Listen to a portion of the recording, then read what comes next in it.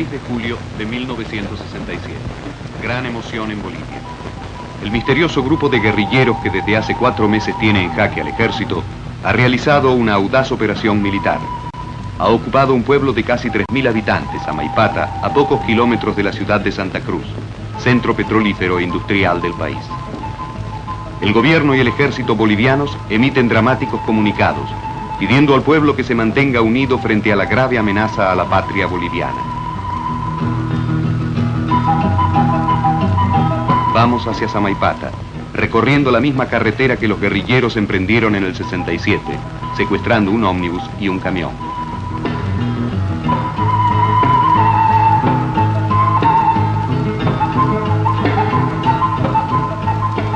En Samaipata desarman y mantienen como rehenes a 10 soldados. Uno de estos fue muerto al intentar resistir. Compran comida y sobre todo medicamentos. He aquí al farmacéutico de Samaipata. Entonces cuando yo sentí que tocaron un estampido de un fusil, ¿no? Escuché. Inmediatamente me desperté y me senté en mi cama. Estaban las luces ardiendo en todo el pueblo y en mi cama también, ¿no? 5 minutos de que fue la descarga del estampido, entonces fueron los golpes en la puerta con la carabina, ¿no? A eso vine, inmediatamente abrí las manos de arriba y me encontré, cuando vi aquí al frente, no supongo que era Darío, ¿no? No sé cuál de los altos, el más alto que había entonces, ¿no? Con su boina azul, sudando la frente, tipo en alto, con las barbas hasta aquí y el cabello también atrás, ¿no? Entonces yo le digo, le voy a atender. No, ábranos la puerta porque no le vamos a robar, no le vamos a saltear. Puso el fusil ahí, hizo un trampolín y se entró. ¿Y qué pillaron? Drogas. Entonces entró mirando cosas, casilla por casilla para encontrar la droga que querían, ¿no? Eran varias drogas que querían.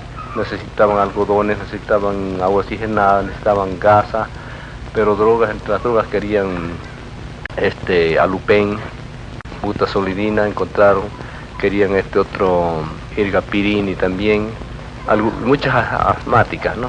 Neoasma, no, que no tenía yo, pero ellos más o menos 1,5 millones han llevado sin pagar, pero no por causa de ellos, sino por culpa mía, ¿no? Que yo no dije, no calculé, como también no me llama capaz de calcular al cálculo sin hacer un detalle, no se puede cobrar lo legal, ¿no?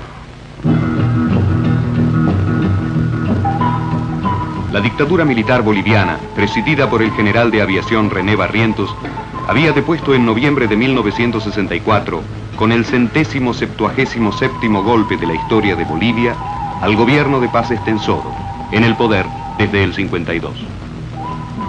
El gobierno de Paz Estenssoro se había convertido, de revolucionario, en una burocracia ligada a una élite. Sin apoyo popular, no pudo oponer resistencia alguna al golpe. El general Barrientos, una vez en el poder, había devuelto casi todos los viejos privilegios a las oligarquías terratenientes y mineras, pero sin lograr devolver a los latifundistas todas las tierras distribuidas en el 52 a los indios, ni suprimir los sindicatos mineros.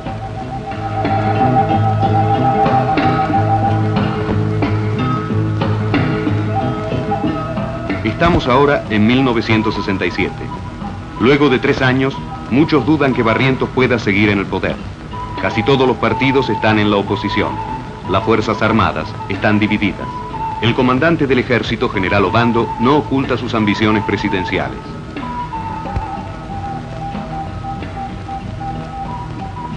La misteriosa guerrilla, que desde marzo del 67 actúa en la zona de Santa Cruz, contribuye a la inestabilidad del gobierno, mientras este refuerza la unidad del ejército. El primer choque, el 23 de marzo en Ñancahuazú, le cuesta al ejército 7 muertos, 6 heridos y 11 prisioneros. El segundo choque, el 10 de abril en Iripití, otros 9 muertos, 7 heridos y 18 prisioneros. El 25, 26 y 27 de abril, nuevos choques producen 5 muertos cerca de Muyupampa. Son apresadas 3 personas acusadas de colaborar con la guerrilla: Regis Debré, Ciro Bustos, argentino, y Eduardo Rote, anglo-chileno.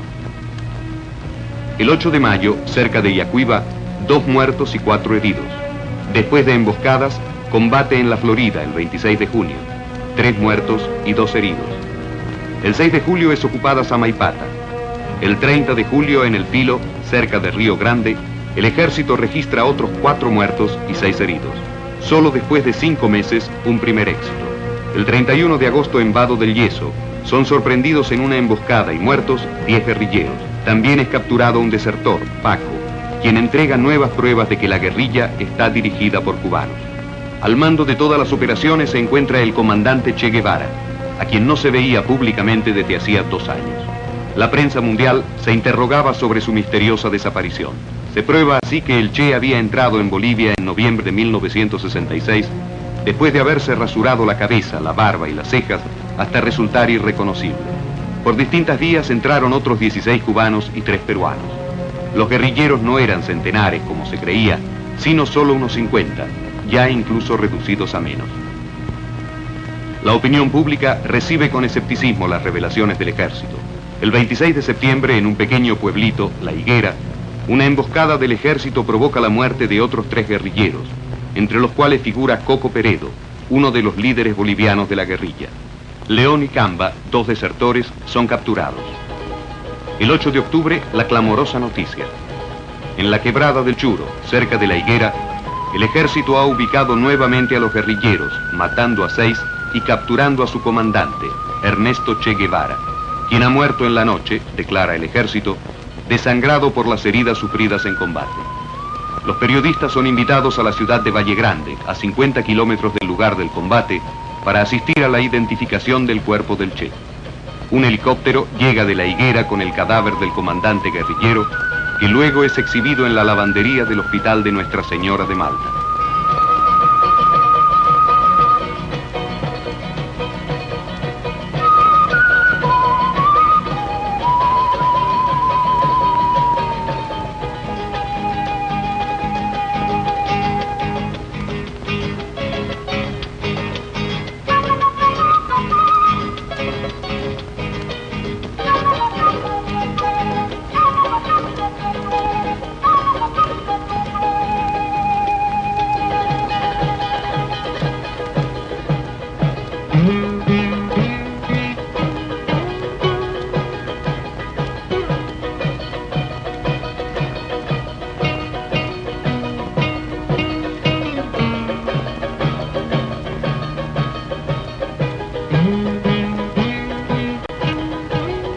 Empezamos nuestra encuesta escuchando la versión oficial del ejército boliviano.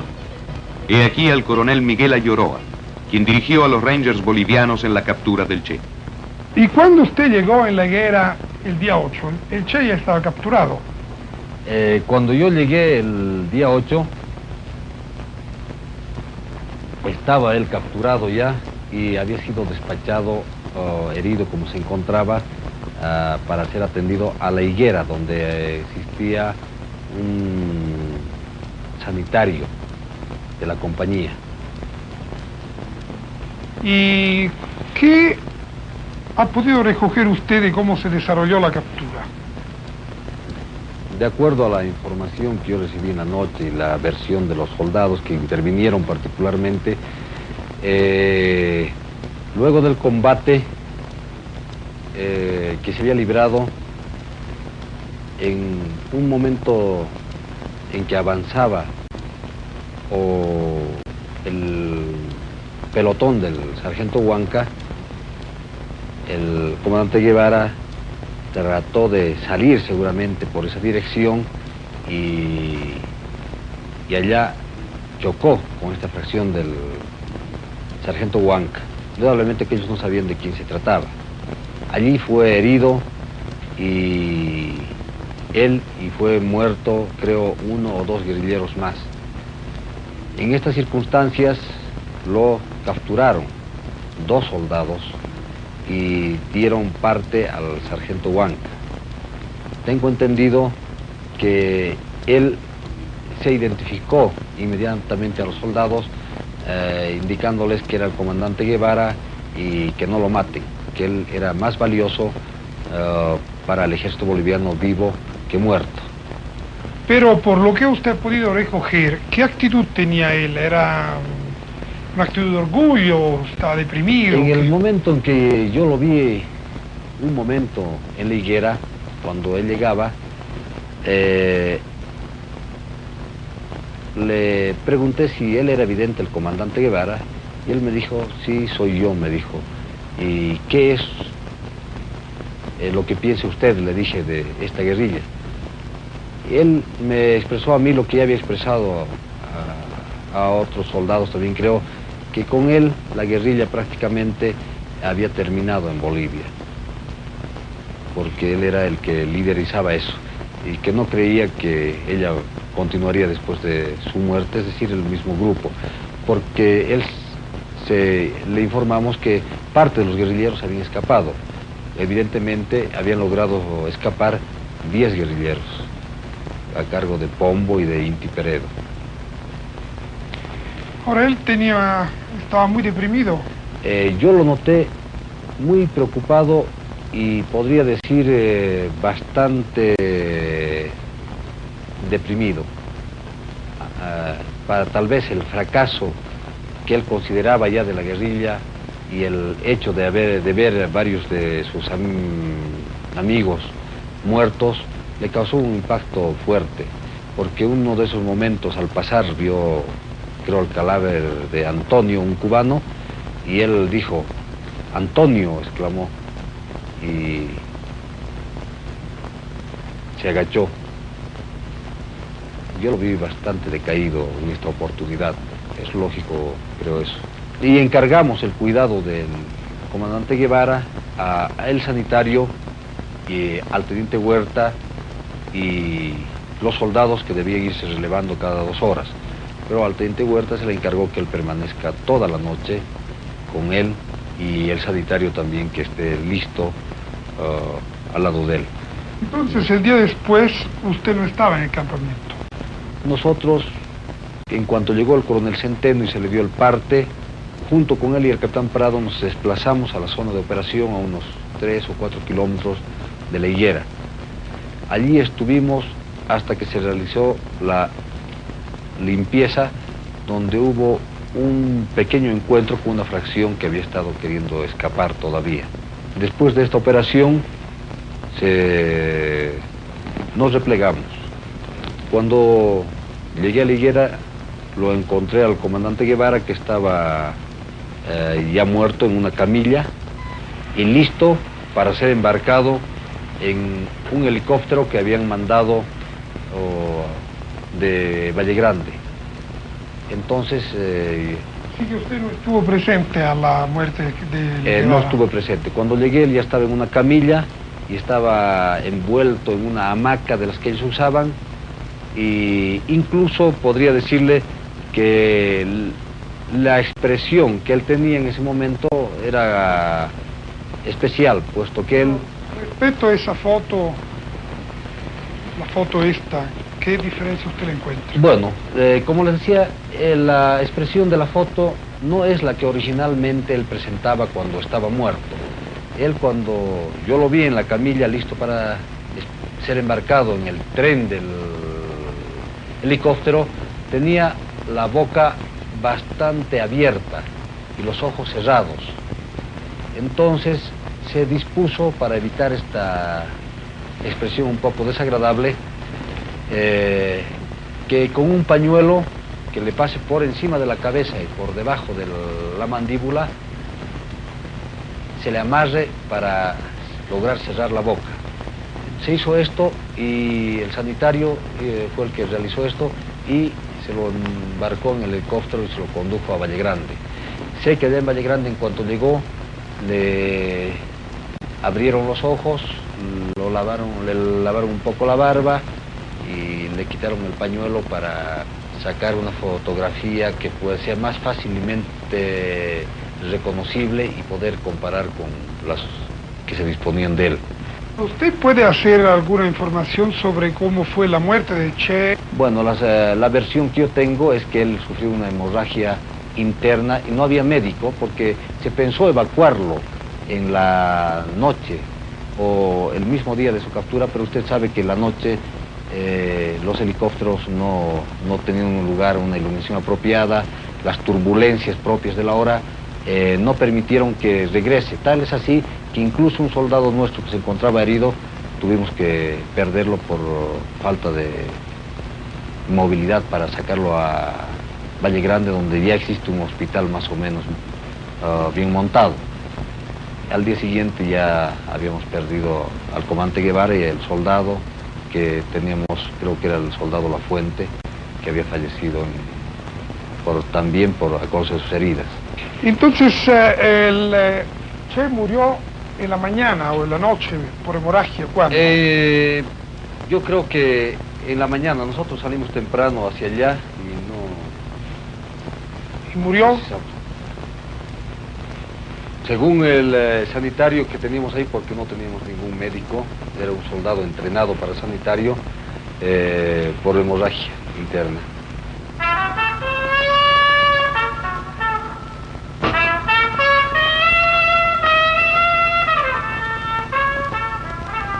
Como es sabido, el ejército norteamericano jugó un papel fundamental en la liquidación de la guerrilla. La división de Rangers bolivianos que capturó a Guevara había sido adiestrada por un oficial de las Boinas Verdes, el mayor Pepe Shelton. Helo aquí en Memphis entre un grupo de alumnos.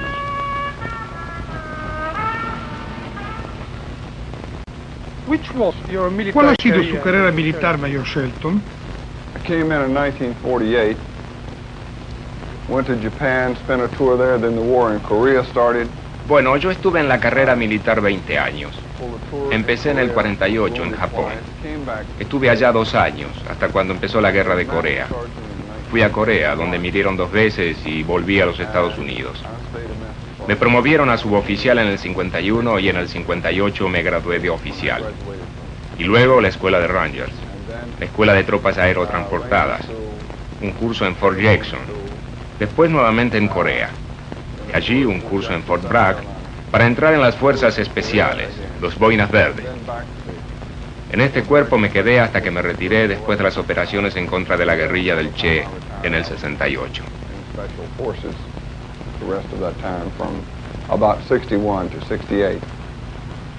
¿Y cuál es su actividad de instructor en esta escuela?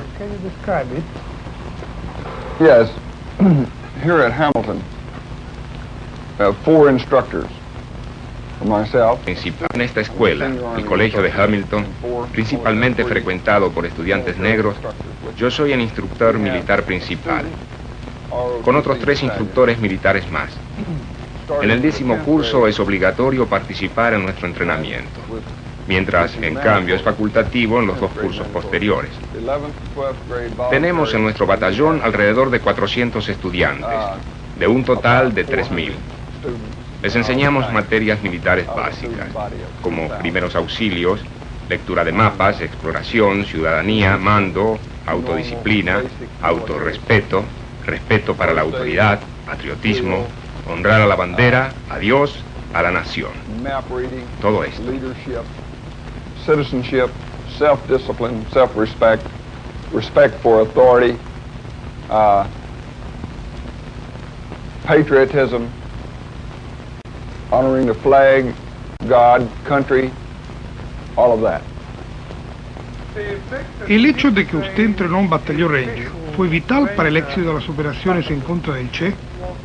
Vital for the success of the operation or not?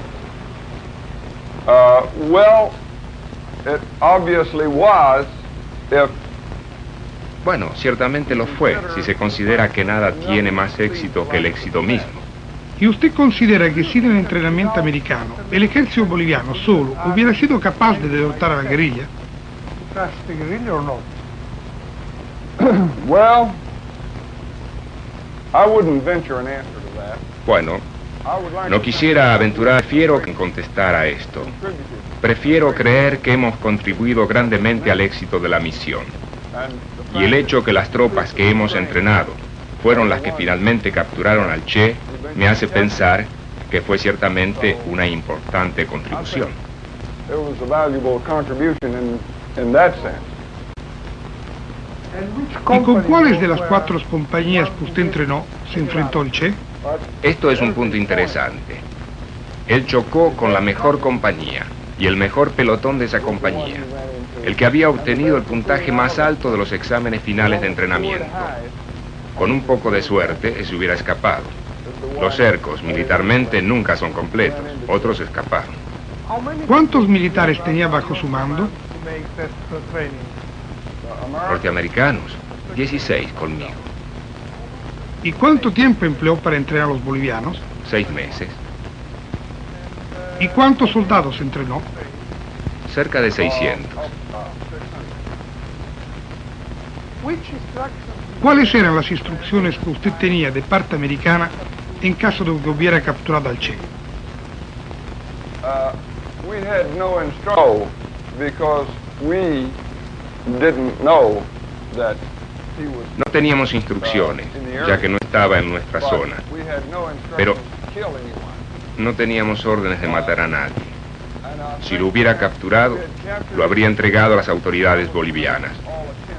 Nuestra misión era solo de entrenamiento y las instrucciones decían: entrene al batallón, equipe al batallón, póngalo listo, envíalo al campo y déjelo ir al combate. Y es esto lo que hicimos. Train the battalion, equip the battalion, get them ready, send them out, turn them loose, let them go. And that's what we did. Todos los que hemos entrevistado están de acuerdo que, de alguna manera, el Che influenció sus vidas. ¿Le pasó lo mismo a usted? Che gave to him an influence somehow, or in a bad sense or in a good sense. In which way Che did influence your life? Yo no tenía nada personal en contra de él. El Che hacía su trabajo y yo el mío.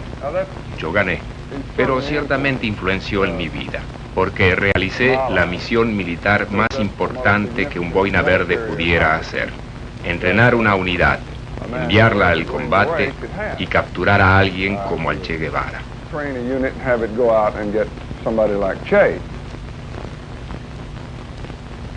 Sobre los acontecimientos del 68, escuchamos a otro profesional del Pentágono, Harvey Wallender, quien fue director de los servicios de inteligencia en el entrenamiento de los Rangers bolivianos. Harvey Wallender, Washington. ¿Podría decirnos quién decidió matar al Che Guevara? Bueno, naturalmente yo no participé en ninguna decisión de este tipo. Recuerde que nosotros, norteamericanos, no estamos en la zona de combate.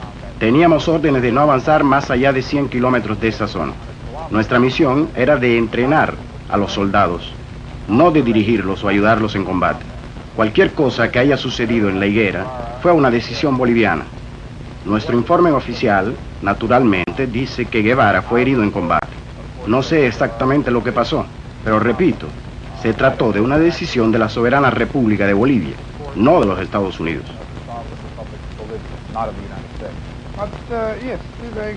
Bueno, pero ¿por qué los bolivianos tomaron esa decisión? Si hubiesen dejado al Che en vida, hoy él tal vez no sería el mito que es ahora.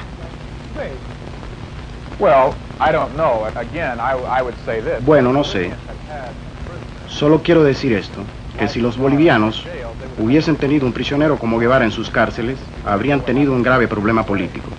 Recuerde usted lo que pasó con Debré. La opinión internacional estuvo en contra de los bolivianos, a pesar de que lo capturaron en acción de espionaje en contra de Bolivia, en estado de guerra. Él no admitió en el proceso. Los diarios de Guevara dicen claramente que él estudió y recomendó ciertas áreas para la guerrilla y que llevaba un mensaje de Fidel. Esta es la definición internacional de espionaje. Pero por la personalidad romántica de Debré y por el hecho de que los bolivianos no son capaces de manejarse realmente a nivel internacional, quedaron muy mal y el gobierno tuvo serios problemas. Por lo tanto, yo solo puedo especular de que los bolivianos no estuvieron ciertamente descontentos de que Guevara haya muerto en combate, porque haberlo tenido como prisionero político hubiera creado reales problemas.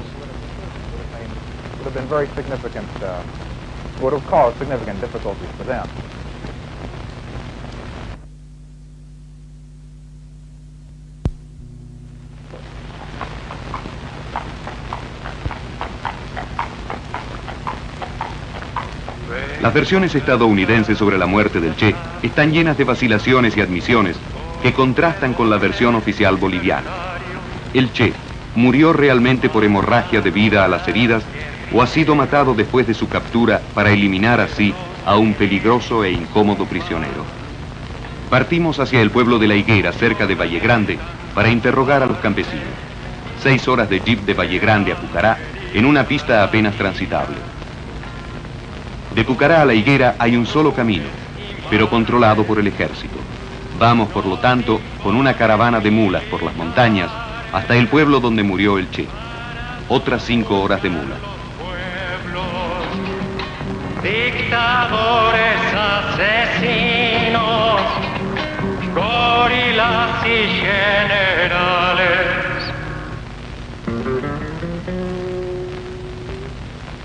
Estamos a más de 2000 metros, en el escenario árido y majestuoso de los Andes bolivianos. Son las montañas donde se consumó la lenta agonía de la guerrilla. Y montañas, patria o muerte su destino. Selvas, pampas. El Che, en la última página de su diario, expresa su temor de que una vieja campesina, que encontró poco antes del combate, los ha de denunciar al ejército a pesar de que él le regaló algún dinero. En realidad, fue este hombre el que los denunció, un campesino que posee un campo cerca de aquí. ¿Cómo se llama usted? Manuel Herrera. Bueno, dígame una cosa. ¿Qué es lo que pasó a usted aquí con el Che en esta quebrada?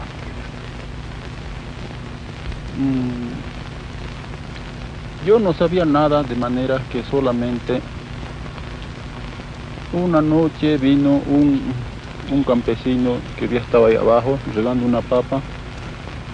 Vino y me dijo que había sentido gente extraña ahí, estaban por entrar a su huerta total. Era a las 11 de la noche sería. Entonces ese hombre llegó, parece miedoso, como sería así temblando en camisita, un tallecito. Como a nosotros tanto nos metían miedo los militares, nos asustían. Entonces, de esa manera, yo qué hacer, porque yo temía que yo no le atendía al hombre y podía irse a quejar al ejército. A mí qué cosas me hacían. Claro, entonces de esa manera resolví mandar a mi cuñado a La Higuera. A La Higuera para que vaya a dar parte al ejército. Y fue, mi cuñado fue. ¿Cómo se llama su cuñado? Abel Muñoz. ¿Y después qué pasó? Después volvió él y dice que van a venir, dijo. Dice que van a venir, dijo.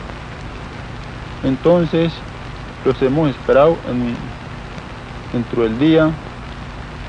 Han venido, ¿cierto? Cuando a las 12, así sería, se oyó unos tiros de bala ya, aquí en esta quebrada abajo, ¿no? Entonces,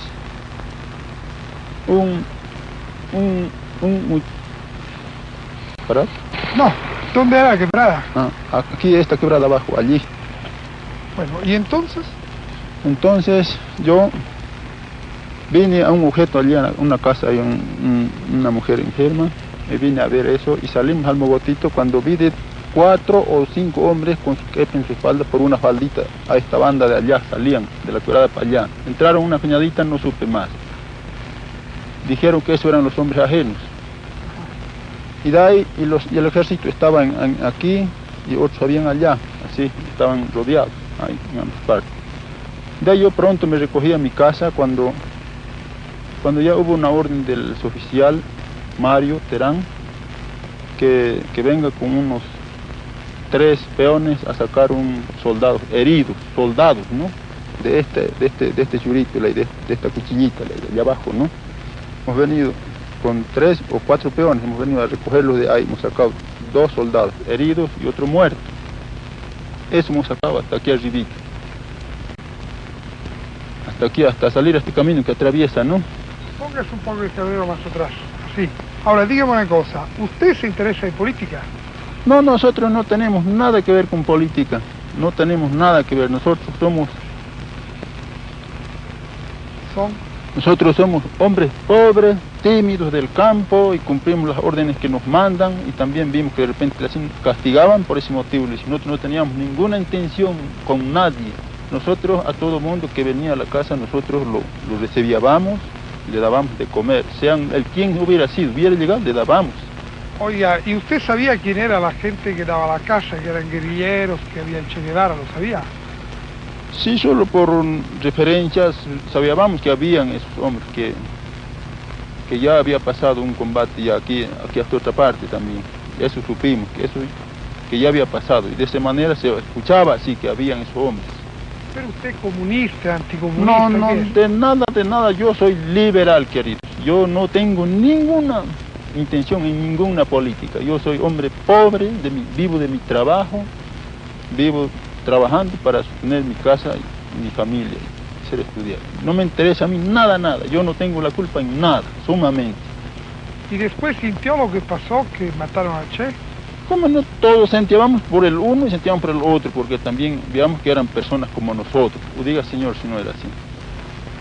Sentíamos por una parte, por la otra, porque ambos eran hombres como nosotros.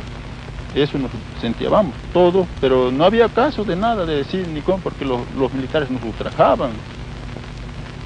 Al campesino Herrera le hemos dado 5.000 pesos, la misma suma que recibió del ejército para denunciar la presencia del Che.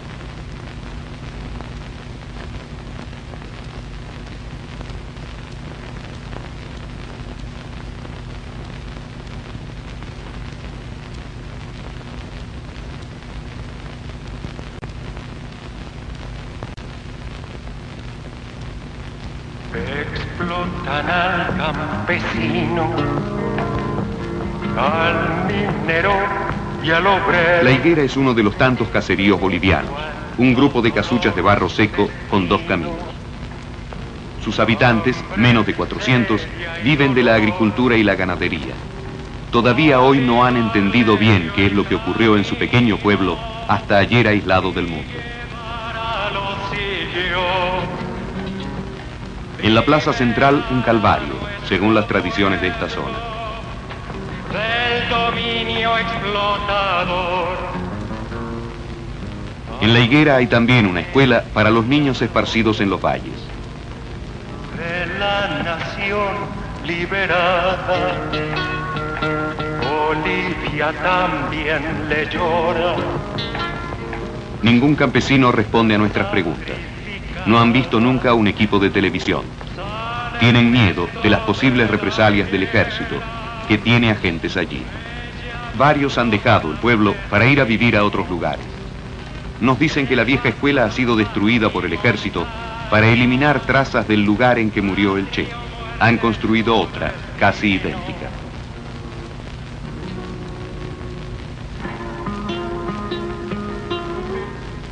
He aquí la nueva escuela, poco más de una cabaña de barro seco. Ernesto Guevara, el Che, caminó estos mismos pasos, sostenido por un soldado, cojeando por su herida en la pierna derecha. Aquí, en esta mísera escuela, ahora clausurada por el ejército, ha muerto el Che. Mi comandante Guevara, no hay en tu muerte una flor. Pero en la Higuera, el miedo nos ha impedido toda investigación y hasta el material que hemos filmado corre peligro. Volvemos el mismo día a Valle Grande, otras 5 horas de mula y 6 horas de jeep. Valle Grande es tan famosa como la Higuera en la historia del Che. Aquí fue expuesto su cuerpo, en la lavandería del Hospital de Nuestra Señora de Malta. Es un pueblo de poco más de 7.000 habitantes. Una plaza, un monumento, un cine. Aquí hemos buscado otros testigos. Finalmente, ubicamos a un técnico de la lucha contra la malaria, que va continuamente a la Higuera y conoce a todos los campesinos de la zona. Acepta hablar, pero lejos de Valle Grande. Esta entrevista, por razones técnicas debidas a las difíciles condiciones en que se realizó, debió ser regrabada. Presenta defectos de sincronización entre voz e imagen. Dígame una cosa, aquí toda la gente tiene miedo de hablar. ¿Por qué tiene miedo? Porque después hay mucha represalia de los militares. Pero usted podría contarnos algo sobre lo que pasó en la guerra. Podría contar algo que me contó un amigo de Pucará. Él me dijo que lo había encontrado el 27, el 28. No, el 27 de septiembre. Iba de Loma Larga a la Higuera pasando por el Pugio. Se encontró ese día con 2 tipos y lo llevaron primero con un grupo, después con otro grupo. Y en el tercer grupo estaba un señor echado sobre un busto, sobre su equipaje y chupando naranja. Y le regaló una naranja y le preguntó de dónde venía. Él le dijo que de Pucará. le dijo, bueno, entonces usted se va y no avisa a nadie que estamos nosotros por acá. Y a los pocos días, a los 4 o 5 días, llegó a la higuera y vio a la gente que estaba aglomerada en la escuela vieja, ¿no? La escuela que ya no hay ahora. Y él preguntó, ¿quién estaba allí? Está preso el Che, le contestaron.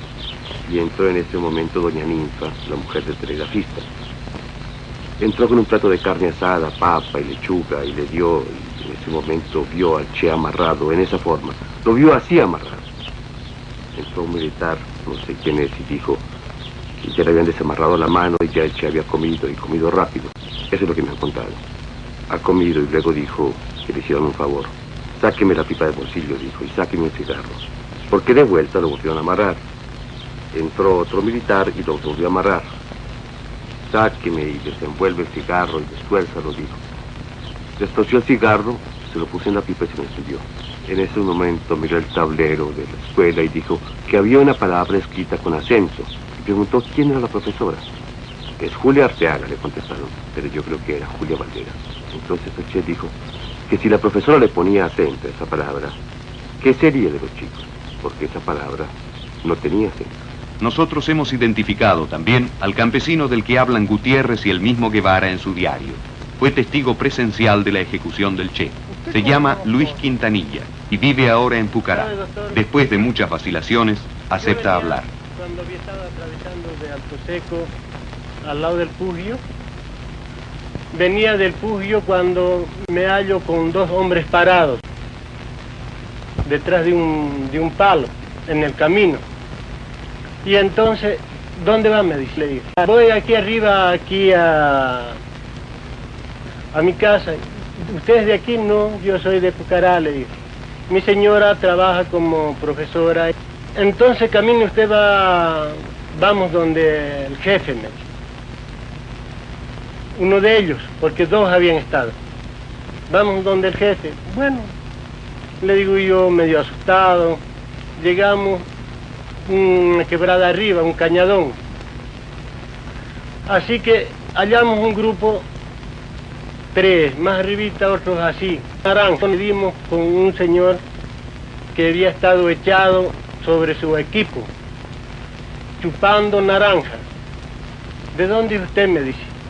Soy de Pucará. En Pucará hay policía, me dijo. No hay, señor, no hay más que un corregidor, le dijo. Es un corregidor, no hay nada. Hay médico, me dijo. No hay, señor, le dijo. Me notó que yo estaba medio asustado, ¿no? No se asuste, me dijo, si nosotros venimos a velar por ustedes, nosotros no venimos a pelear, a hacerles nada, nosotros estamos trabajando por los campesinos, me dijo, por ustedes. Nosotros lo que peleamos es con el ejército, me dijo. Porque, claro, yo me sorprendí, ¿no? Estaba medio asustado. Me vio que yo estaba asustado, me regaló una naranja porque él había estado chupando naranja. Así, descansando sobre su bulto. ¿Qué impresión daba? Bastante claro, como yo por primera vez lo conocía, y de esa clase de gente, porque ellos, claro, estaban medio traposos, ¿no? Ahora su cabello, su barba, que yo nunca había conocido. Él estaba bien nomás, medio pálido, nomás lo noté. Usted estaba en la higuera cuando capturaron al Che. ¿Cómo fue la captura del Che? No he estado, doctor. Bueno, pero usted... ¿Sabe? De que como mi señora trabajaba allí en el Pugio, entonces el director mandó un encargo diciendo que no trabaje, que suspenda por motivo de que estaban en pleno combate, que había guerrillas. Y entonces me dice mi señora, a ver, vaya, anda a preguntar, porque era un encargo, no era una orden escrita. Voy yo a preguntar, llego a Labra lleno de soldados. Labra Alticacho. Había habido soldados. Crucé de ahí a la higuera, cabalmente de que también lleno de soldados ahí. Al pasar entonces ahí en la posta, veo unos cadáveres habían sido los mismos que vi allá en el Fugio, muertos. Cuando ya me apego a la puerta a mirar, el señor, el que me dijo que vamos donde el jefe, lo reconocí que estaba muerto, con el que me habló. Y después usted vio dentro de la cabaña al Che. ¿Cómo estaba el Che? Es decir, dentro de la escuela, muerto. ¿Lo vio muerto? Muerto lo vi, ya cuando yo llegué ya había estado muerto él. Ahora, usted pudo recoger, hablando con la gente de la zona, si el Che durante su prisionía era alegre, era triste, qué humor tenía. Demostraba cansancio, según me dijeron. Fumaba mucho. Me contó una chica, Quiroga, Eva Quiroga, que no está tampoco más en Pucará. Ella me contó que fumaba mucho y estaba preocupado. Y le llevaban sopa y comía 1 o 2 cucharadas y decía, no puedo más, estoy mal, decía. Me contó la chica esa que cuando llegó el herido, él mismo se había curado la mano, no sé si la izquierda o la derecha, una pequeña herida que tenía. Se curó ahí mismo, en la higuera. Oiga, ¿es verdad que tuvo una posición muy valiente? Mucho. Porque cuando entró en su cuarto el oficial Terán, la chica me contó que Che Guevara le dijo, apunte bien, usted ha venido a matarme, apunte bien, cobarde, va a apuntar bien. Así le contó Terán a la Quiroga. El que lo mandó, el que le dio la orden para que fuera a matarlo, fue Cielich. A mí me lo han contado, la chica esa. Eva Quiroga, la muchacha confidente de Terán, de la cual habla Gutiérrez, vive ahora en Santa Cruz, el centro industrial de Bolivia. Hemos ubicado también a este testigo que ha dejado la higuera después de la muerte del Che. Actualmente trabaja en el mercado central de Santa Cruz y vive con una tía que tiene una tienda de especias.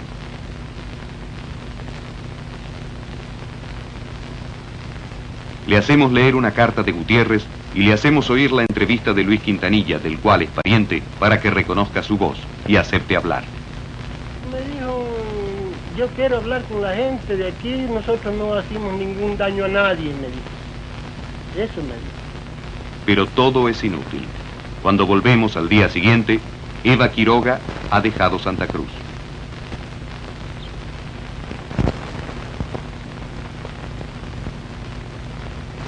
Todos nos eluden.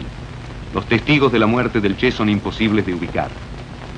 El sargento Mario Terán, que según nuestra encuesta resulta ser el ejecutor del Che, ha muerto en el 69, según afirma el ejército. Pero recibimos una indiscreción de un alto oficial boliviano. Mario Terán, bajo otro nombre, vive en Cochabamba. Es instructor en el del regimiento de la ciudad, la segunda de Bolivia. Hemos ido a ubicarlo. Tomado de sorpresa, no ha podido sustraerse a este encuentro. ¿Podría relatar cuál ha sido la actitud de Che Guevara durante su prisionía? Muchos han dicho que fue de hombre valiente, que nunca aceptó que había sido derrotado. ¿Es cierto eso o no? Referente a esto, el Che Guevara ha sido bastante valiente. Nunca ha tratado de humillarse, por más que ha estado preso. Pero él estuvo triste, dio prueba de que estaba, se sentía derrotado. No. Nunca. Bueno, pero ¿cómo explicó él su derrota? O sea, él estaba preso, entonces tenía que reconocer que estaba derrotado. No reconoció que estaba derrotado. Cabalmente, según sus comentarios de él, a grandes rasgos que también yo había escuchado, era que por la falta de apoyo del pueblo que había tenido su derrota. Vale, ¿puede contar alguna anécdota que demuestre cómo él fue durante su prisionía, alguna manera de ser de él? Comida, cosas así. ¿Comidas? Sí, que quiso comer, tenía ganas de comer. Esto no podía decirle porque cabalmente tampoco me he encontrado juntamente con él. Porque como ya había llegado cansado de la operación, del recorrido que había tenido, no estuve presente. Pero parece que durante la prisionía él estuvo haciendo cosas, por ejemplo, peleándose con oficiales. No conozco, no me consta. Que estuvo criticando, como una maestra había escrito en el cuadro letras de los escolares. No conozco. ¿No? Tampoco. ¿Tiene alguna anécdota de lo que dijo él cuando lo tomaron preso? Tampoco conozco. ¿Alguna anécdota que indica cómo era el carácter del hombre, cómo se presentaba, qué impresión daba? Tranquilidad. Tranquilidad. Pero él estaba triste, deprimido, ¿cómo estaba? Como le digo, bastante tranquilo. No demostraba ningún temor ni otra cosa. Pero digo alguna frase sobre ustedes lo habían capturado, de lo que militarmente había sido capaz. Cabalmente, como le digo, no estaba presente en el momento, no estaba presente. Pero pudo recoger algunas anécdotas de algunas personas que estuvieron presentes, de cómo él fue. No, ninguno. Ahora, hay varias de las personas que hemos entrevistado, sea en la higuera que por parte militar, sí. Especialmente en Cuenca Americana, que lo indican como uno de los ejecutores del Che. ¿Qué quiere usted o desea aclarar al respecto? Al respecto, yo lo único que tuviera que aclarar que él ha fallecido por falta de atención médica. Como tenía varias heridas que había recibido en el combate, se ha llegado a desangrar este hombre y ha sido para que haya llegado a morir. Pero entonces todas las personas de la higuera y también los americanos que dicen que él fue ejecutado y que usted fue uno de los que ejecutó, ¿qué opina usted respecto de eso? Lo único que le puedo decir es lo que cabalmente le he dicho, ¿no? Que él ha fallecido por falta de atención médica y desangramiento. Hay una entrevista que nos han dado, que yo quiero que usted la conozca, donde dicen que Che, cuando usted entró, le dijo, dispare bien, apunte bien, porque usted ha disparado a un hombre. ¿Es cierto eso? No conozco. Como le digo, estaba bastante rendido, ¿no? De la caminata que había tenido en el día, a lo cual me encontraba descansando. Pero, ¿cuáles han sido sus relaciones con el Che? Directamente ninguna. Creo que usted lo tomó preso. ¿Preso no? Poder no. No ha caído preso en mi poder. Ha caído preso en poder de soldados. Y entonces, ¿usted cómo tiene esa idea del Che, que ha sido valiente y cedido? Porque lo vi ya en la higuera. En la higuera ya lo he llegado a ver. Y es donde lo he conocido. En combate no lo he conocido. Ahora, el informe médico que el doctor Martínez nos ha dado en la higuera, sí, que en todas cosas murió de un disparo en el corazón, que sería una cosa bastante complicada para explicar cómo se desangró. Un disparo en el corazón causa una muerte bastante rápida. Violenta. No, pero como les digo, ha tenido bastantes heridas. Tenía en las piernas y en las piernas. Sí, pero una herida en la pierna no causa el desangramiento de una persona rápida. Pero pues han sido varias heridas, no ha sido solamente una. Varias de las entrevistas dicen que hubo un sorteo de 4 o 5 personas encargadas de ejecutar el Che por un orden que vino de La Paz, y que usted fue el primero en ejecutar esta orden, y después tuvo el teniente Pérez, que disparó un tiro en el corazón del Che y otros 2 que dispararon otros tiros. ¿Qué declara usted sobre esto?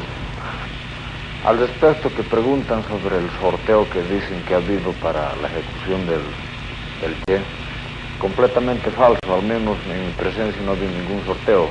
Como ya antes había indicado, yo estaba un poco cansado, ¿no? A lo cual me retiré a descansar. Que conozca que haya habido sorteo, no, de ninguna cuenta.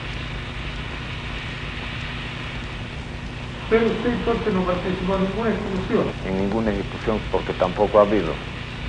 Entonces, ¿por qué esta gente declara eso? ¿Qué opina usted? La opinión que puedo tener al respecto es que la gente ha hablado mal. Porque, como les digo, no ha habido ninguna ejecución ni sorteo alguno que conozca. Yo estaba cansado y me retiré a descansar. Y cuando ya supe al día siguiente que había fallecido, como le decía, por falta de atención médica y el desangramiento que tuvo. ¿Era un tipo que daba distinción, respeto? Su mirada bastante tranquila y serena. Impresionaba al llegarlo a mirar a él. Santiago de Chile. Aquí se había refugiado después de la caída del gobierno progresista del general Torres, el mayor Rubén Sánchez, capturado por el Che en uno de los primeros choques, el 10 de abril del 67. Después de la caída de Allende, se ha refugiado en México. ¿Puede decirnos cómo se decidió la muerte del Che y quiénes intervinieron en la reunión que se tuvo especialmente a La Paz? En realidad yo no conozco esa parte, quienes intervinieron, solamente por comentarios y por charlas de oficiales. Ustedes saben que cualquier decisión para el fusilamiento de un personaje tan importante como el Che debería ser tomado a nivel de Presidencia de la República y alto mando militar, porque era prisionero del alto mando militar y lógicamente dependía el alto mando militar de la Presidencia de la República. Y posteriormente, ¿a quién van a mandar la orden de la ejecución? Tiene que ser a un comandante superior, en este caso al comandante de división. Y el comandante de división transmitió lógicamente al comandante de regimiento, de batallón, en este caso el coronel Miguel Ayoroa. Y Miguel Ayoroa designó a un hombre, según hay informaciones, al oficial Terán, el que lo ejecutó. Eso es lo que sé a través de las informaciones de los oficiales que han estado en estrecho contacto en aquella zona. Un testigo importante. Por primera vez, un alto oficial boliviano, protagonista de los acontecimientos de 1967, acepta hablar. Es el general Reque Terán, quien tuvo bajo su mando a la 4ª División en las operaciones antiguerrilla, siendo ascendido a comandante en jefe del ejército boliviano. Reque Terán fue depuesto poco después de la caída de Torres. Ahora vive en Buenos Aires. ¿De qué manera se llegó a la determinación de la ejecución del Che Guevara? Porque uno de los puntos que hemos recogido en nuestro trabajo en Estados Unidos es que los americanos insistieron mucho de que ellos no tuvieron una responsabilidad directa en esa decisión y que la responsabilidad fue de parte boliviana. ¿Usted podría decir un poco cómo se produjo esa decisión y cómo se actuó la decisión? Sí, cómo no. Cuando cayó el Che en La Higuera, en el Paso del Yuro, se dio el parte respectivo del general Centeno, actual general Centeno, comandante en jefe, al comando en jefe, que era el general Obando, entonces la cabeza del ejército, de las Fuerzas Armadas, y se hizo una reunión de Estado Mayor para decidir lo que se iba a hacer con el Che. Esa decisión fue tomada en La Paz. Mi posición estaba en Camiri, consiguientemente no tuve ninguna intervención en esta discusión de Estado Mayor. Simplemente he recogido las informaciones y he aumentado estas informaciones en mi situación de comandante de ejército. Y la decisión fue transmitida al general Centeno, quien puso en ejecución la orden que vino de La Paz. ¿Usted puede decirnos quién participó en la reunión en La Paz para tomar la decisión y si hubo un debate o fue una cosa? Fue el alto mando está constituido por el comandante en jefe, el jefe de Estado Mayor de las Fuerzas Armadas, los comandantes de fuerza, quienes toman la decisión de alto mando. Y se transmite al capitán general de las Fuerzas Armadas. Esa es la reunión de alto mando. ¿Hubo unanimidad en la decisión o hubo un debate, que usted sepa? Que yo sepa, hubo alguna discrepancia de 1 o 2, tal vez, no más. Pero en la reunión participaban 6, 7 personas. Sí, más o menos 7 personas, o 6. Así que hubo una gran mayoría. Estaba por mayoría, evidente. ¿Y usted sabe por casualidad cuáles son las personas que discreparon en la reunión? Es muy difícil de saberlo porque la votación no ha sido dada a conocer. Y entonces el general Centeno y la trajo de vuelta la orden y la transmitió a al segundo, me imagino. No al segundo, sino a quien estaba en mando en La Higuera. Que era el coronel Miguel Ayoroa. Miguel Ayoroa, justamente. ¿Y sabe usted cómo se llevó a cabo la ejecución del Che?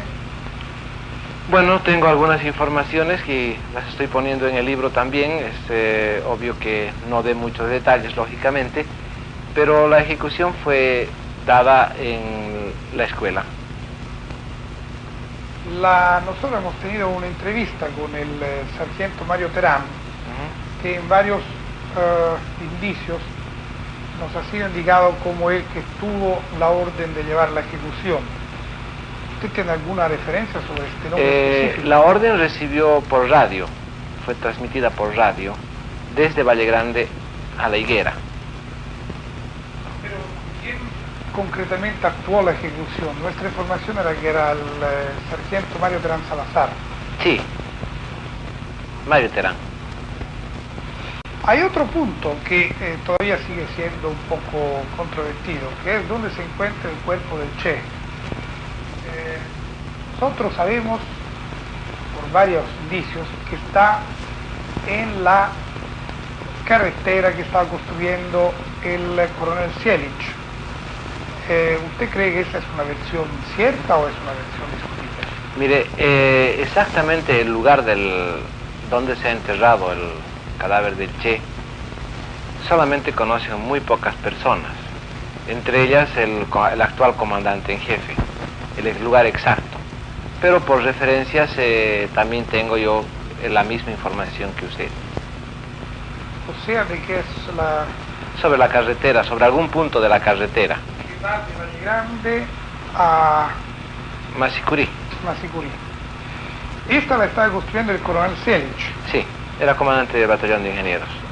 General, el encontrón con Sielich fue bastante agrio, por lo que nosotros sabemos. ¿Puede escribir algo de eso que le llegó?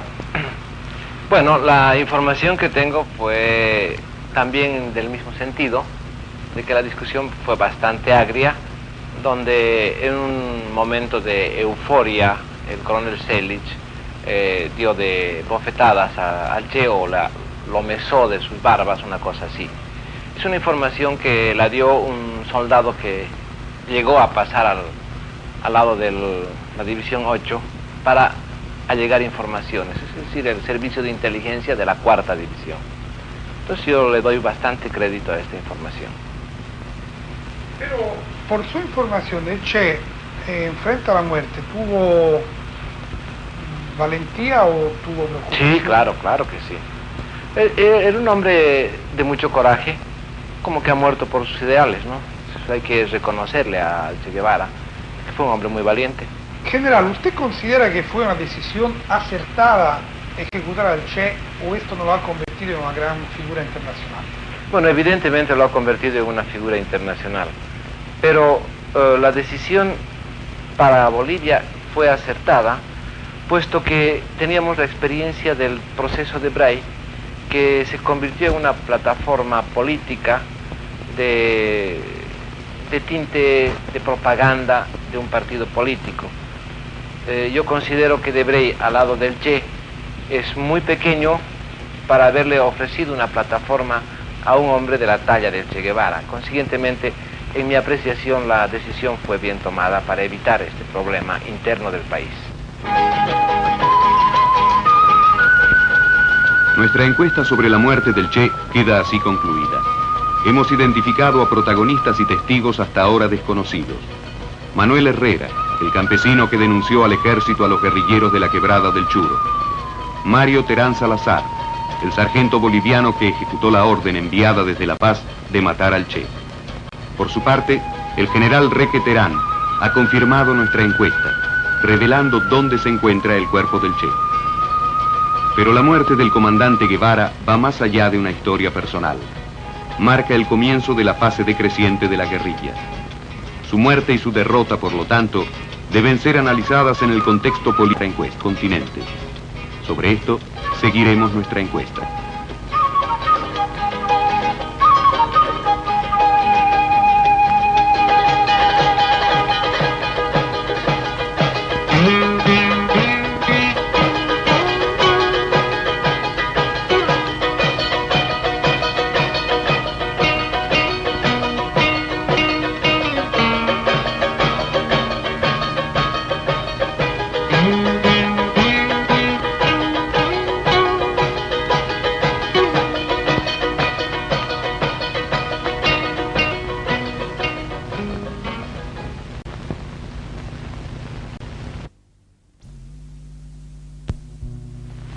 El proyecto del Che, entonces, no tenía un ámbito limitado a Bolivia.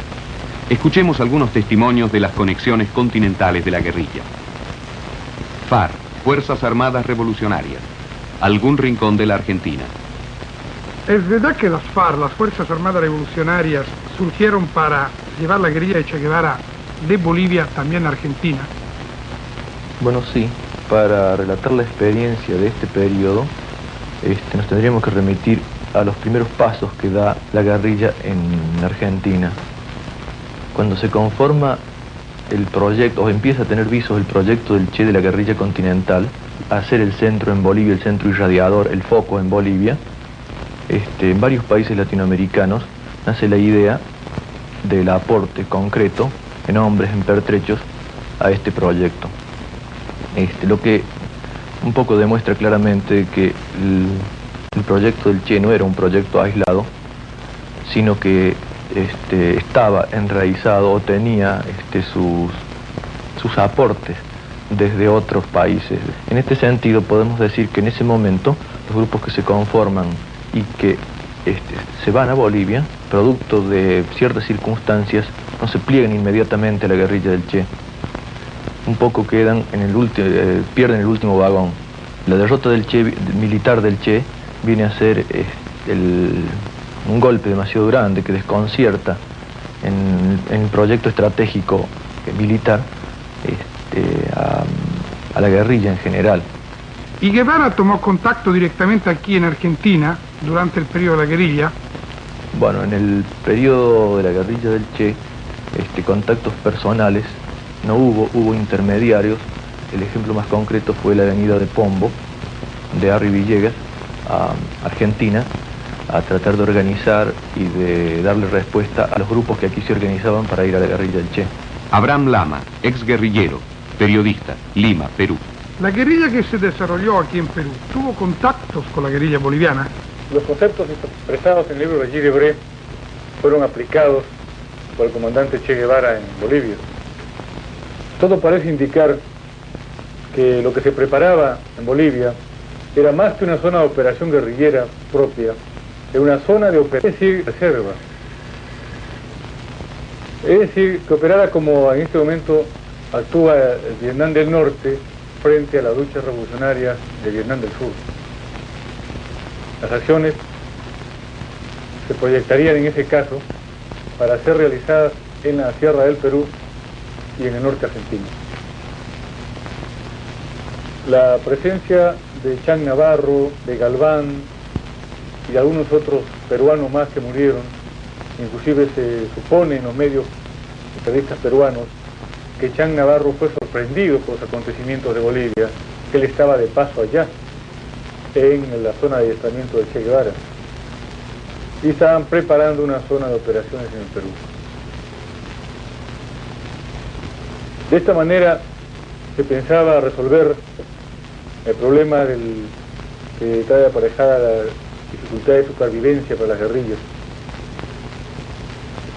pues teniendo una base de reserva, una zona próxima de apoyo que pueda alimentar el proceso revolucionario de una manera más fluida, directa, que el contacto tan lejano con la isla cubana, o más que nada por dar un apoyo moral. ¿Y por qué el Partido Comunista Boliviano no apoyó al Che? La posición del Partido Comunista fue en un principio de apoyo en general, pero cuando las condiciones fueron vistas particularmente, se veía que no había una estrategia definida con relación a la guerrilla. Burdamente podríamos decir, hubo un miedo político a la guerrilla. Ese miedo indudablemente se conjugaba con la posición política internacional de los partidos comunistas, o sea, la idea de que en América Latina, al igual que en Europa, era posible el tránsito de la sociedad capitalista al socialismo a través de la vía pacífica. Idea que por lo absurda no podía ser adoptada por el Partido Comunista de Bolivia. Absurda en el caso particular de Bolivia, digo yo. Pero que de todas maneras influía en las determinaciones del Partido Travesti. Esa influencia se vio a través de la negativa final del Partido Comunista a apoyar la guerrilla del Che.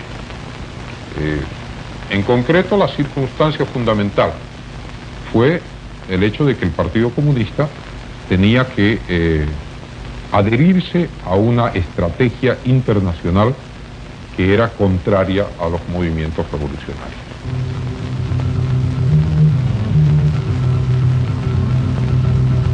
...25 de julio de 1967. El presidente Johnson y el premier soviético Kosygin se encuentran en Glassboro, entre Nueva York y Washington. Nace la coexistencia pacífica. Con este encuentro, las dos grandes potencias quieren limitar la carrera de los armamentos, que se hacía insostenible para la economía de ambos países y que mantenía al mundo bajo la amenaza constante de un conflicto nuclear. Inmediatamente después, Kosygin parte hacia Cuba, un viaje que no estaba previsto. ¿Cuál fue el contenido de las conversaciones entre Kosygin y Fidel? Nunca fue revelado. Pocas semanas después, el 5 de agosto del 67, se abre en La Habana la reunión de la Organización Latinoamericana de Solidaridad, la OLAS, que reúne a las fuerzas revolucionarias del continente. El afiche del Che campea por toda la ciudad, como símbolo del compromiso a la lucha de la liberación del continente. Pero la reunión de la OLAS es a la vez el momento más orgánico de la teorización de la guerrilla a nivel continental y el momento de la declinación de la guerrilla. La nueva línea de distensión soviética abre nuevos caminos para varios partidos comunistas del continente. Y a partir de este mismo momento, la guerrilla, así como su organismo de estructuración, la OLAS, comienzan un brusco descenso. Entrevistamos al profesor Walter Rostow, asistente especial del presidente Johnson, quien estuvo en Glassboro. No tengo idea del contenido del diálogo entre Kosygin y Fidel Castro. Pero si el premier soviético fue sincero con Castro, tiene ciertamente que haberle dicho que Estados Unidos y la Unión Soviética estaban en un camino común para la limitación de los armamentos. Por lo tanto, no sería difícil para nadie entender que estábamos muy preocupados por el crecimiento de las guerrillas. Pero si en realidad Kosygin le dijo esto a Fidel, sencillamente no lo sé.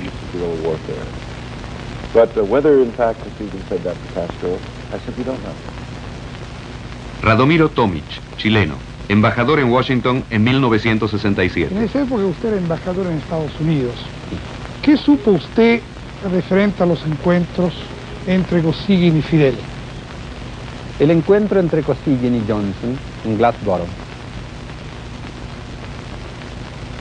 seguramente versó sobre diferentes materias, pero se tenía por seguro que tocaría también el papel o las limitaciones que la Unión Soviética quería asumir en relación con este programa de insurgencia armada en América Latina. Tuve la oportunidad, casi diría más bien la suerte, de que el secretario de Estado de los Estados Unidos, en una reunión que mantuvimos, me hizo saber los términos de la conversación de Kosygin con Castro, según la versión que le había dado el propio Kosygin. Me contó el secretario de Estado que el señor Kosygin le había relatado. Su presentación a Castro fue tan respetuosa para Cuba como clara. Le dijo: la política exterior de Cuba se hace en La Habana y no en Moscú. Del mismo modo, la política exterior de la Unión Soviética se hace en Moscú y no en La Habana. Nosotros no podemos prohibir a Cuba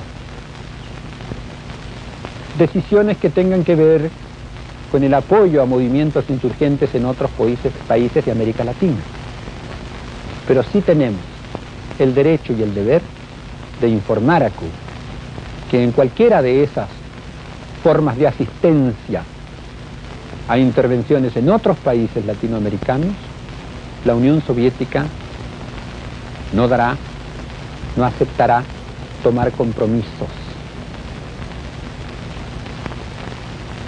El resultado concreto de esta toma de posiciones de la Unión Soviética fue el rápido extinguirse por inanición de la Organización Latinoamericana de Solidaridad.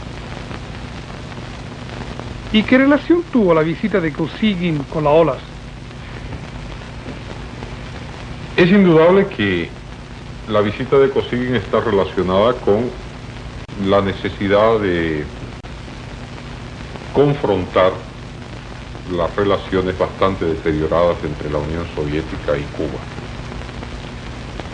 Para nadie es un misterio que Cuba apoyó decididamente, incluso muchas veces con riesgo de su propia soberanía, los movimientos revolucionarios latinoamericanos. Esto porque es parte de lo que teóricamente llamamos el internacionalismo, la solidaridad internacional. Ahora bien,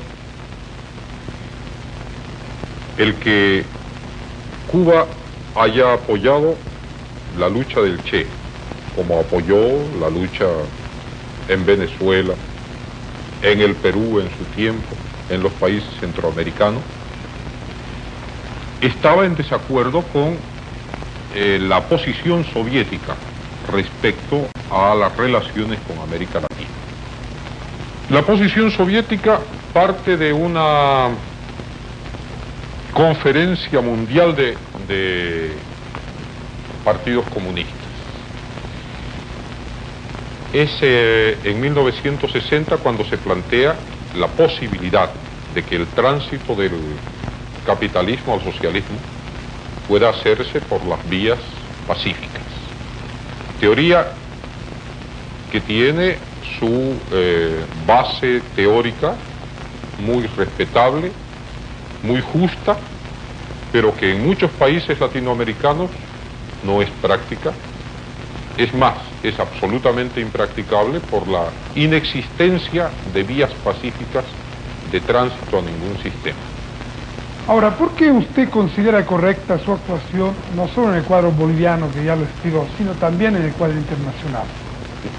Pero ¿cuál era el marco internacional en que se estaba actuando el año 1967? ¿Cómo era la situación del campo, del capitalismo? ¿Cuáles eran las relaciones más o menos buenas que tenían los capitalistas el año 1967? Más o menos controlaban la situación continental. Una estrategia de revolución continental no encajaba dentro de una política así, porque significaba que si bien se quería desarrollar una política, una acción guerrillera en todos los países, en los hechos no iban a encontrar la suficiente ayuda, solidaridad y alianza de las fuerzas revolucionarias distribuidas con carácter continental. Entonces, porque ellas tenían que buscar, encontrar la forma de hacer su revolución acorde con sus propias condiciones internas, porque uno de los hechos de la coexistencia pacífica es el respeto al derecho de la autodeterminación de los pueblos. Eso no significa que la revolución se postergue, sino que los propios pueblos encuentren su camino. La coexistencia pacífica, en realidad, lo que frena es la intervención foránea en asuntos de otros países.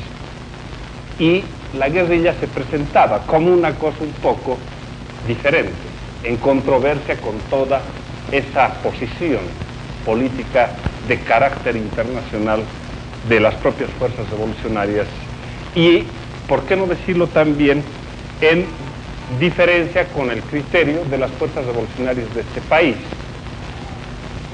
Yo creo que el Che ha hecho una gran contribución y lo ha hecho una contribución con su sacrificio más que con su lucha misma. el sacrificio de él por los antecedentes del mismo y de la propia revolución cubana que venía por detrás, en cierta medida ha ayudado a desarrollar la conciencia socialista en esta parte del continente. O sea, si hoy usted tuviera un encuentro con el Che, hoy aceptaría. Yo pienso que el Che comprendería mejor esta situación. Yo creo que más que yo comprender la táctica del Che, yo creo que él comprendería el criterio que yo le exponía el año 1967. Aún más, yo creo que el Che me daría la razón. Mario Monge está ahora prisionero en la cárcel militar de La Paz. Participó en los combates que las organizaciones obreras, campesinas y mineras realizaron para defender al régimen progresista del general Torres, derrocado en el 71 por el general Banzer, apoyado por Brasil y por intereses internacionales. Como él, numerosos líderes comunistas se encuentran hoy presos y perseguidos en varios países de América Latina. Desde decenas de años a la fecha, es preocupación constante de las viejas fuerzas políticas y militares la persecución y la destrucción de los partidos comunistas, identificados por mucho tiempo como los principales portavoces de los anhelos populares para una nueva sociedad. Hasta ahora, estos anhelos han sido casi siempre posible postergarlos o silenciarlos. El caso más clamoroso después de la Revolución Cubana ha venido desde Chile, con la experiencia del gobierno Allende, sucedido al demócrata cristiano Eduardo Frei.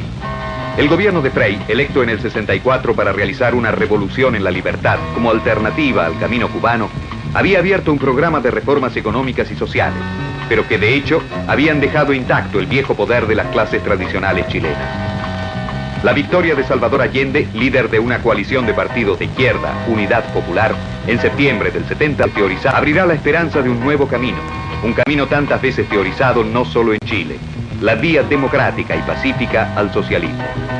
Estas esperanzas duraron exactamente 3 años. En septiembre del 73, un sangriento golpe militar sin precedente por su violencia y alcance liquidará las conquistas sociales y económicas del pueblo, fruto de muchos años de luchas sindicales y políticas, después de haber asesinado al presidente Allende en su despacho presidencial tras un largo combate a fuego.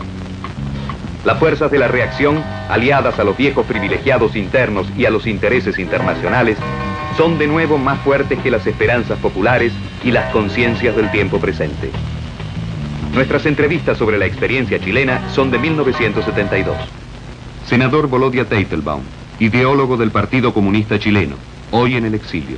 ¿Qué opina usted, senador, de las críticas que los grupos extraparlamentarios hacen al camino de consistencia internacional que han hecho Estados Unidos y Unión Soviética?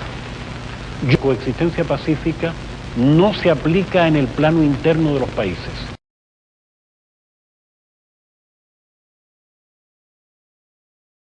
Que los dos sistemas coexistentes en el mundo, el capitalismo y el socialismo, no dirimirán su pleito mundial a través de una tercera guerra mundial que sería guerra atómica. La coexistencia pacífica no obliga atómica, y el acuerdo en el sentido de que no haya una guerra atómica, a mí me parece un acuerdo en pro de la humanidad con el cual nosotros estamos de acuerdo. Senador, en el cuadro concreto de la realidad latinoamericana después de Glassboro, ¿qué cosa representa la revolución chilena como medio nuevo revolucionario? Bueno, a nuestro juicio, después del triunfo de la revolución cubana, el imperialismo norteamericano se alertó y construyó en todos nuestros países un dispositivo antiguerrillero muy difícil de superar por esa vía. Por eso, el camino chileno, que es el camino de todo un pueblo dispuesto a hacer la revolución, resulta mucho más invulnerable al ataque del imperialismo norteamericano y más efectivo en cuanto a sus resultados. Salvador Allende, presidente de Chile, nos habla de Guevara y de los distintos caminos en que dieron sus vidas para realizar el socialismo. Pocas veces he visto un hombre más humano, más profundo, con una mirada que llegaba a uno antes que la respuesta diciendo la respuesta, con una seriedad cuando quería tocar los problemas que evidenciaba su gran capacidad, su cultura, y al mismo tiempo una ironía mordaz que desarmaba, que golpeaba, que castigaba. Pero esencialmente era un hombre en el más amplio sentido de la palabra. Creo que muy pocas veces se ha visto en la historia una consecuencia similar, por lo menos en esta época contemporánea, entre un hombre que dice lo que siente y hace lo que dice. Un hombre que ha sido, como fue el comandante Guevara, tan consecuente con sus ideas y con su propia vida. Además, en el libro que a mí me regalara, Guerra de Guerrillas, puso para Salvador Allende, que por otros caminos busca lo mismo, con lo cual estaba señalando que comprendía, que sabía perfectamente bien que yo discrepaba de la táctica que habitualmente ellos habían planteado, y él creía que Chile era un país que tenía otro camino, como lo hemos demostrado. Él lo comprendía, lo compartía, se daba cuenta entonces exactamente de la realidad de cada país y de cada pueblo. Por lo tanto, él no era un hombre sectario, ni un hombre dogmático, sino que era un hombre abierto, con una gran disciplina interior, pero al mismo tiempo capaz de comprender las disciplinas de otros hombres y las características de otros pueblos.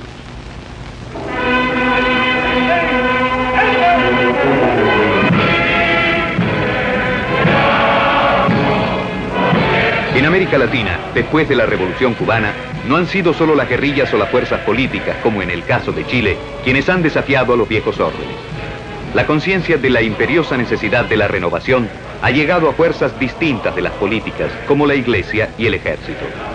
En Perú, en 1968, 2 años antes de la victoria de Allende, nace una experiencia sin precedentes. El Ejército ha dado uno de los tantos golpes de la historia peruana, pero esta vez para implantar una política de profundas transformaciones económicas y sociales. Ya en el 63, los mismos años en que la lucha antiguerrillera obliga al ejército a tomar en cuenta las reivindicaciones campesinas, el ejército crea el Centro de Altos Estudios Militares, que en realidad es una de estudios económicos, políticos y sociales. Son admitidos solo coroneles y generales. Nace así una nueva generación de militares capaces de emplear un lenguaje sociológico y que empieza a ver en la vieja oligarquía de la tierra y de la industria a los responsables de la dependencia del país respecto al imperialismo y del subdesarrollo. El nuevo presidente, Velasco Alvarado, no pierde ocasión para afirmar que el ejército irá hasta el fondo en su política de reformas en contra de cualquier presión interna o externa.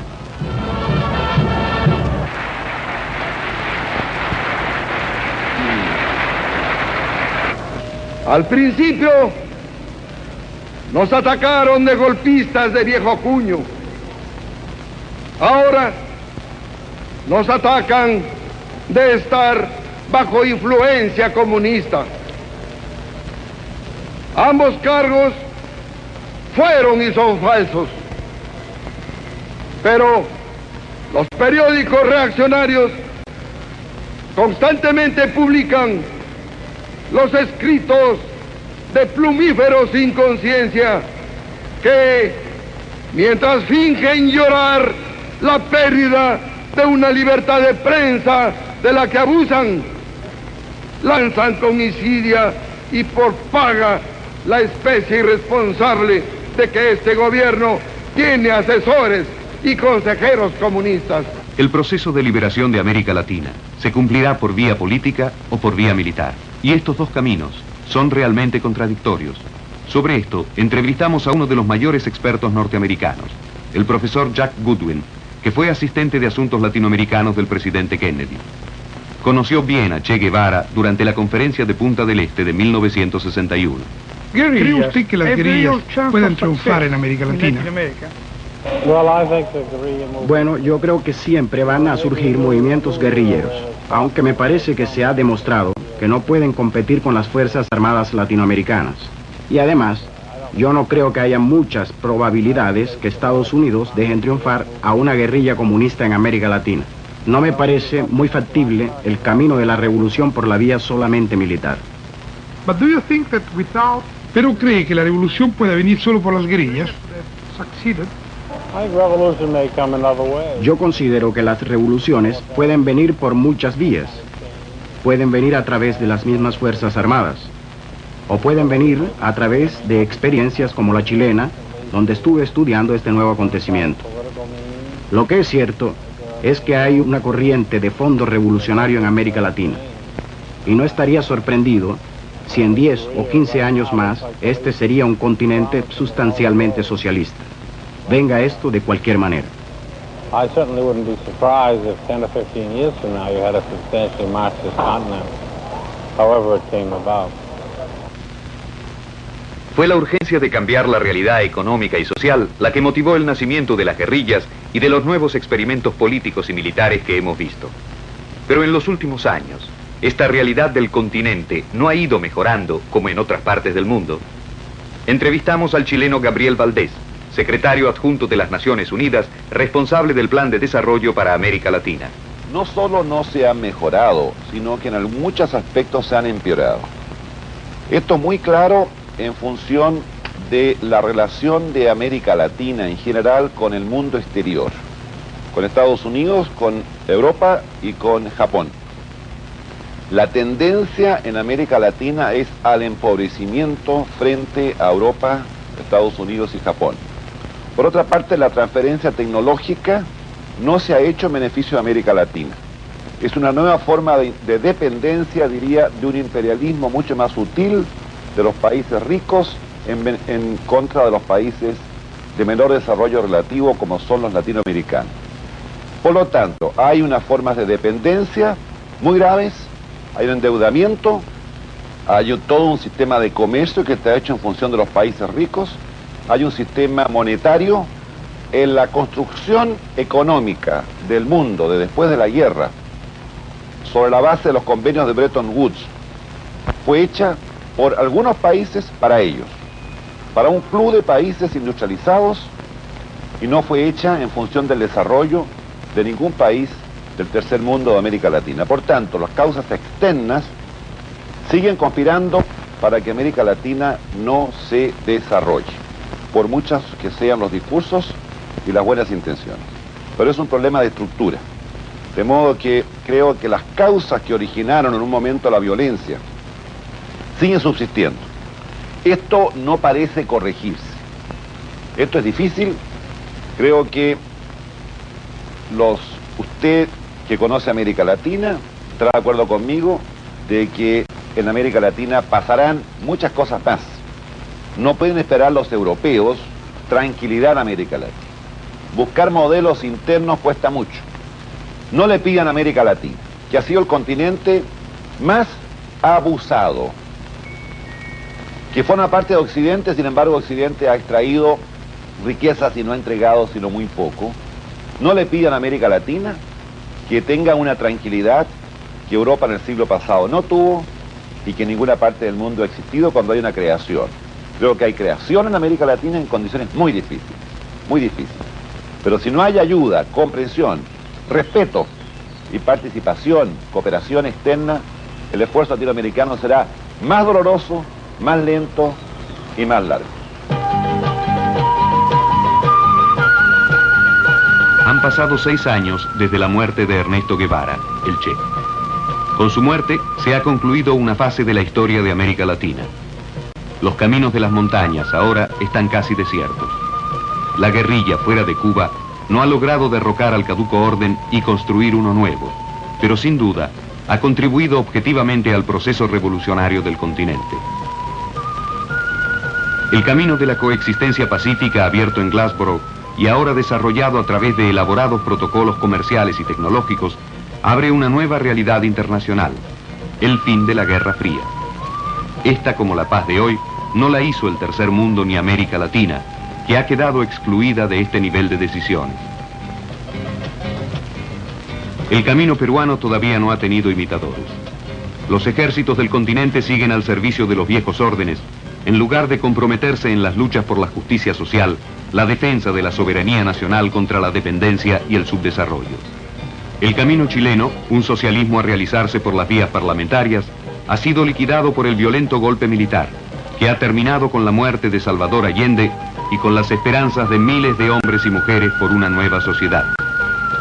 Las fuerzas de la reacción han demostrado, una vez más, la existencia de un aparato interno e internacional, poderoso y eficiente, que aprovecha cada ocasión, cada conflicto interno, para restaurar los viejos privilegios. América Latina sigue siendo un continente de dictaduras militares, de golpes y de revoluciones. Es el mismo cuadro de 1953, el año en el que Ernesto Guevara de la Serna tomaba un tren para Bolivia en viaje hacia un pequeño leprosario de Venezuela al que nunca llegó. Su viaje ha concluido en un perdido pueblito andino, donde una ráfaga de metralleta lo ha matado a los 39 años. Pero algo, mientras tanto, ha cambiado en América Latina. La Revolución Cubana ha logrado sobrevivir a un desafío que hace apenas 10 años hubiera parecido una empresa imposible: enfrentar al gigante estadounidense, a su bloqueo económico, diplomático y comercial. La Alianza para el Progreso no ha sobrevivido a su autor John Kennedy. La alternativa del desarrollo no ha tenido resultados ni evidencias. En 20 años de ilusiones, errores, experiencias, la conciencia de los problemas es más fuerte y más clara.